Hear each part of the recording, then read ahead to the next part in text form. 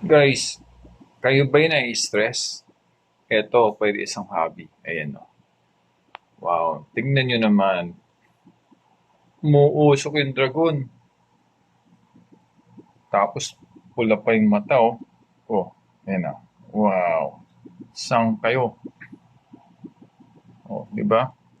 Ang galing. Dali, guys. Ayusin ko lang tong itong, mas. Actually, pwede lang siyang basahin. Gusto dikit na lang po yan. Oh, yung iba kasi natuyo.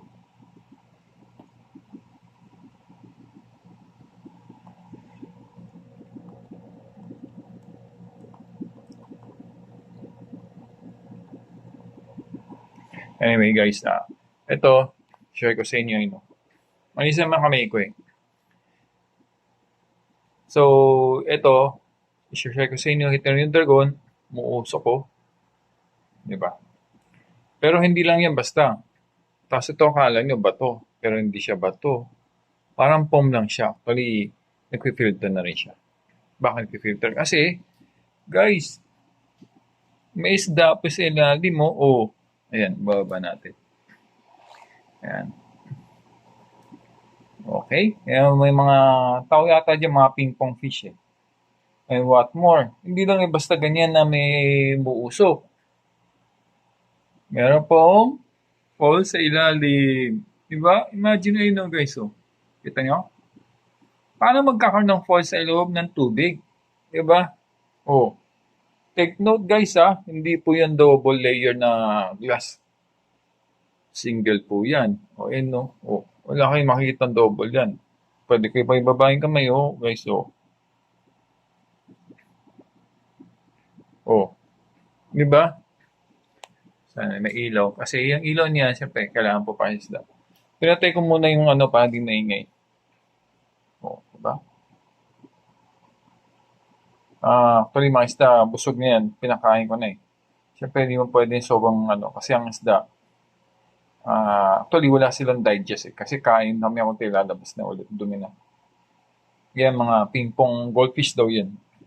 So far, malinis pa yung tubig. Magwa 1 week na. Oh, see, guys. Pag interested kayo, let me know. Gagawa natin paraan. Ito kasi nasa, I think nasa 12 to 13 gallon. Okay? Nakakatuwa lang. Diba, imagine nyo umuusok. Pero ba nyo guys, gagawin pa ng remedyo yan. Pagagandahin pa natin. Papalitan natin na tingnan nyo. I-ibayin natin. Kasi parang hindi ako satisfied eh. Pero even though okay na siya, abangan nyo guys, di ba? I-update ko ulit kayo sa video na to.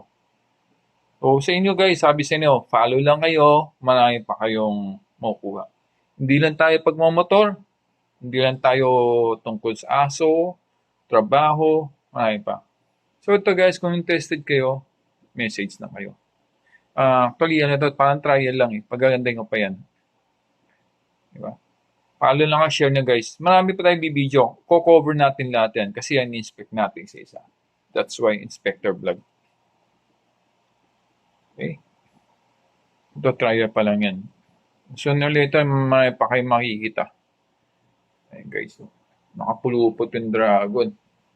Saan ka pa? Oh. Di ba? Ay, may joke lang. Ha? Oh. So, sooner or later, dadami. Actually, dumami na ngayon moss eh. Abangan nyo pa guys. So, kung interested kayo, message na kayo. Palitang trial pa lang yan. Malit lang kasi ilang galing pa lang yan.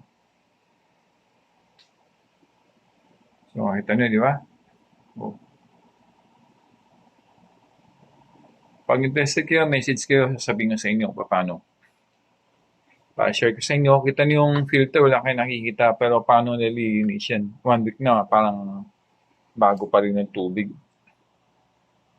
Sa tayo usok. Pagkapalit ng tubig, linisan ko lang ulit yan. Pero naman, malinis pa. Dadagdagan ko lang na siguro yung iba pang isda. Tingnan natin.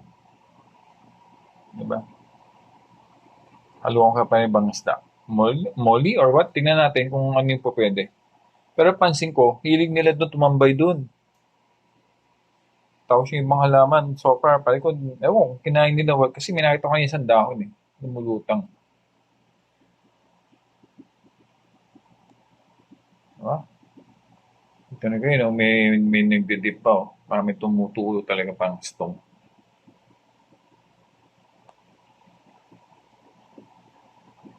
So, abangan nyo guys. Marami pa kayo makikita. Kung sa inyo, siyempre, i-ano na lang, i-share nyo, like nyo, comment kayo. Ay, marami pa tayo i-upload. Sooner or later, abangan nyo, mali nyo, i-reveal ko paano nangyari yan. Diba? So, ito, pwede rin consider na anti-stress, di ba? Sarap mag-alagang ganyan. Actually, may mga beliefs kasi nagbibigyan swerte, lalo na yung dragon. Diba? Lalo pang Year of the Dragon. Okay? Right. Mukhang relax naman mga isda kasi active sila mag-swimming. Hindi sila na-stress. Yan naman kasi mahalaga eh. Ayan. Nasa loob yung isa. Mali mababait sila. Kahit dublom yung ano, hindi sila lumalapit. Hindi sila yung hangat. Di ba yung kagaysta pag ina mo, tatakbo yan. Hindi na oh. Hindi siya tatakbo. Pag nagano mo, hindi naman sila lalapit. Parang wala lang. Ano, kala mo aso eh, no? So, ito, di ba? I-improve ko pa to. Inisip ko pa paano eh. Abangan niyo yung papalit ko dito. May pinayaan na ako. May gagawin. Abangan sa susunod natin vlog pa. Okay? Isa-isa natin. Ayun, guys, ako. So, bakit hindi kayo may stress? Yan yung sinasabi ko, nakaka-relax. Tapos, hindi kayo problema pagpalit ng filter. Sige, tuturo ko sa inyo paano. Diba? Hindi kayo ma-stress at pakakapalit ng tubig kasi yun ang problema sa aquarium. Eh. Pag dumumi. Diba? Parang hirapan kayo magpalit, ganito, ganito. Kasi, pero siyempre, natural papalit ng tubig, pero hindi kayo problema. Ang sinasuggest ko usually is 30 to 40% ng tubig lang papalitan. Huwag yun lahat. Hindi rin pwedeng bagong palit tubig. I-imbak nyo muna bago na ipalit. Then, ang sinasabi ko, hindi siya ganun ka high maintenance kasi meron po tayo tinatawag filter dyan. So, yun lang pong lilinisin nyo. Ganun lang siya kabilis. So, for magwa 1 week, malinis pa ang tubig eh. Kaya walang problema. Actually, pinatong ko to, hindi ko inalis ko eh. Ay, no, ano lang siya eh. Kasi nyo. 50 by 29 by 29 cm. Diba?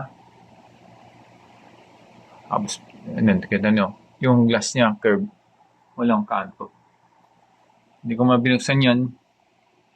Eh, kasi i-observean ko pa yung tubig eh.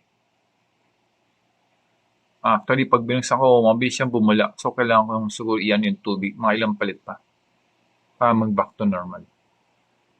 Okay? So, yan. Don't forget to follow, guys. Share nyo lang. Comment kayo, ha? Marami pa tayo i-upload. Watch out, guys.